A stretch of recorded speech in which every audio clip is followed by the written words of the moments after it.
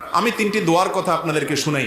কোরআনে কারিমে সেগুলোর উল্লেখ করে আল্লাহ তাআলা আবার সাথে সাথে সার্টিফিকেট দিয়ে দিয়েছেন এবং বলেছেন এই দোয়াগুলো আমার নেককার বান্দারা আমার কাছে করেছে, আমি সেগুলোকে মঞ্জুরও করে দিয়েছি। সেই রকম তিনটা দোয়া আমরা যদি আমাদের জীবনে পাঠ করি, জীবনের সকল সমস্যার জন্যই কিন্তু এই তিনটা দোয়া ঘুরে ফিরে আমাদের প্রযোজ্য হবে। তার একটা হলো কঠিন বিপদে, কঠিন মুসিবতে রক্ষার যখন কোনো পথ খোলা নেই, দেয়াল যখন পিঠের সাথে লেগে গেছে, এরকম সময়ে আমরা দেখেছি আল্লাহর একজন নবী ইউনুস আলাইহিস সালাম আল্লাহর কাছে কিছু বাক্য বলে প্রার্থনা করেছেন।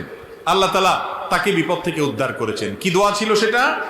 ফানাদা ফিজ জুলুমাত, মাছের পেটে থেকে, অন্ধকারের মধ্যে থেকে, যেখানে মৃত্যু সুনিশ্চিত, সেই জায়গায় তিনি অবস্থায় আল্লাহর কাছে দোয়া করেছেন, আল্লাহ ইলাহা ইল্লা আনতা সুবহানাক ইন্নী কুনতু মিনাজ জালিমিন। দোয়া করে বলেছেন, আল্লাহকে আহ্বান করে ডেকে বলেছেন, ও আল্লাহ, লা ইলাহা ইল্লা আন্ত, আপনি ছাড়া কেউ সত্যিকারের মাবুদ নেই, ইন্নী কুনতু মিনাজ সুবহানাক, আপনার পবিত্রতা বর্ণনা করছি, ইন্নী কুনতু মিনাজ জালিমিন, আমি হলাম জালিমদের অন্তর্ভুক্ত, আমি নিজের প্রতি নিজে অবিচার করেছি, আমি নিজে ভুল করেছি। আল্লাহর কাছে এই দোয়া করে, এই বাক্যগুলো বলে আল্লাহর কাছে দোয়া করেছেন কে? ইউনূস আলাইহিস সালাম। লা ইলাহা ইল্লা আনতা সুবহানাকা ইন্নী কুনতু মিনাজ জালিমিন। আল্লাহ তাআলা এই দোয়া উল্লেখ করার পর বলছেন, ফাস্তাজাবনা লাহু ওয়া নাজ্জাইনাহু মিনাল গাম। এই দোয়া করার পর আমি তার ডাকে সাড়া দিয়েছি, ইউনূসের ডাকে সাড়া দিয়েছি এবং তার বিপদ থেকে তাকে উদ্ধার করেছি। এর পরের অংশটা বেশি গুরুত্বপূর্ণ আমাদের জন্য। এরপরে আল্লাহ বলছেন, ওয়াকাযালিকা নুনজিল মুমিনিন, যেভাবে ইউনূস আলাইহিস সালামকে রক্ষা করেছি, একইভাবে ঈমানদারদেরকে, কিয়ামত পর্যন্ত আগত ঈমানদারদেরকে বিপদ থেকে রক্ষা করব এই দোয়ার মাধ্যমে। কোন দোয়ার মাধ্যমে? দোয়া ইউনূসের মাধ্যমে।